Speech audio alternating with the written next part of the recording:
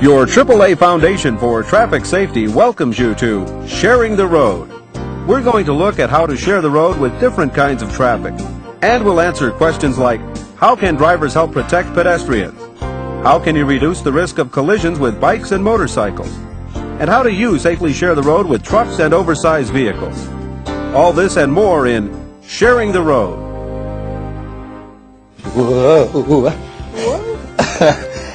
Hi, I'm John Burnett, and welcome to Driving Safety. And I'm Patrice King Brown.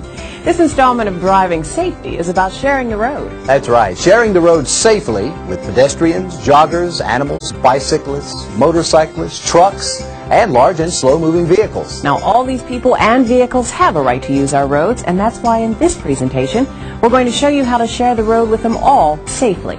First of all, let's talk about pedestrians, people on foot. Now, what problems do pedestrians pose for drivers, Patrice? Well, sometimes pedestrians don't obey traffic laws, and drivers who aren't alert for them can hit them. Or the driver can swerve to miss the pedestrian only to hit something else. Drivers concentrating on traffic, signs, signals, and other roadway users often fail to check for pedestrians until it's too late. Distracted pedestrians often cross the street without looking both ways, too. That's right, and they might run across the street either against a light or just as the light is turning red. They should know better, but even adults in a hurry will often disregard safety and assume that the driver will both see them and grant them the right of way. But making either of these assumptions can be fatal. Drivers have an absolute responsibility to avoid and prevent collisions with pedestrians. When driving, you should scan the roadway and the sides of the road continuously. Watch for children on or near the street and scan beneath parked vehicles for any sign of movement. Also, look for clues that children may be present. Watch children's signs, toys in a front yard, or a bicycle in a driveway. Children are at a disadvantage as pedestrians because they're smaller and less visible to drivers. When playing on sidewalks, children tend to forget about traffic and dart into the street, often from between parked cars. And finally, children on skateboards, sleds, skates, or bikes sometimes lose control and shoot over the edge of a sidewalk and into the street. A driver must always yield the right of way to a pedestrian in a crosswalk. And watch for older pedestrians, too, who need more time to cross. Exercise special care at intersections, especially when you're making a right turn. Even if the pedestrian is crossing illegally, you should give them a break. How can you reduce the risk of collisions with bikes and motorcycles? Both motorcycles and bicycles are smaller and less visible than cars. The driver of a passenger car should think of them as occupying a space the same size as a car. Two-wheeled vehicles, particularly bicycles, are much more difficult to spot, especially when they approach from the side. Motorcycles and bicycles are easily hidden from the driver's sight by larger vehicles sharing the road. Always make cycles aware of your intentions and position. Signal well in advance when turning, changing lanes, or stopping.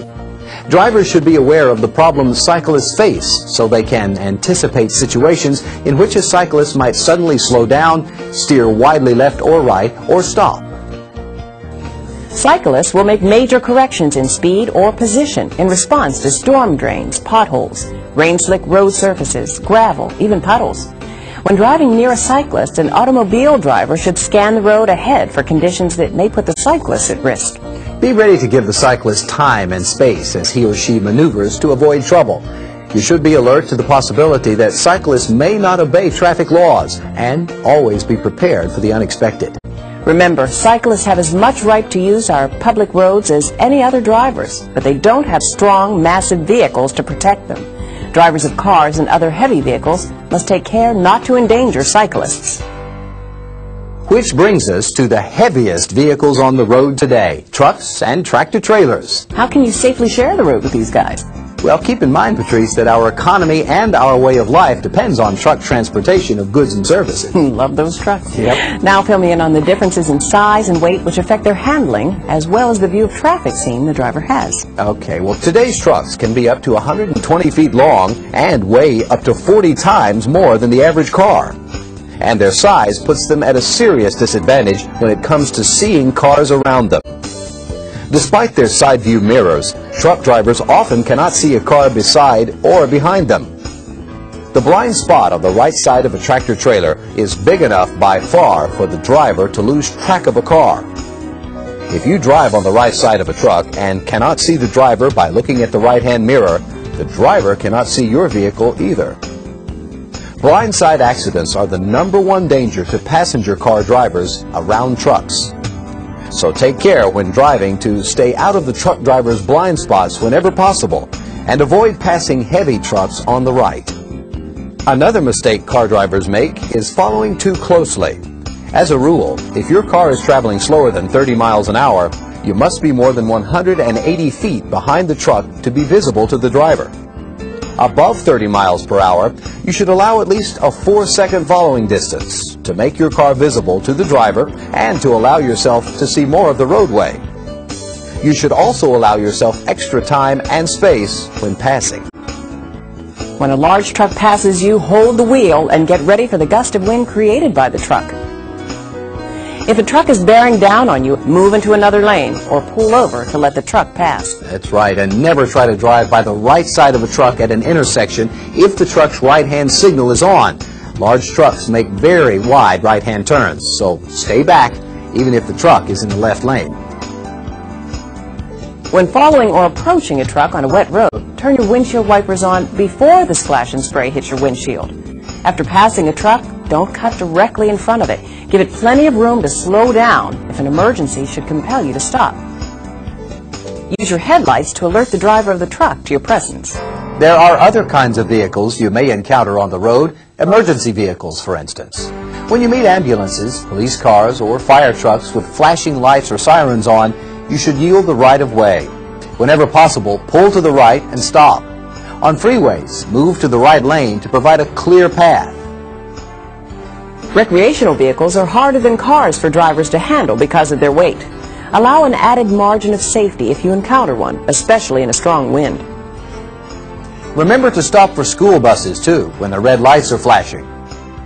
Roadwork and construction involves vehicles of many sizes and shapes. Drivers need to be alert around construction vehicles. Be ready to change your speed and position quickly. Oversized and slow-moving vehicles such as farm tractors, road graders, and equipment carriers are a real danger because your car will approach them much faster than it will a vehicle traveling at a more normal speed. Be prepared to slow down if you see one of these vehicles, and before passing, consider the driver's likely actions.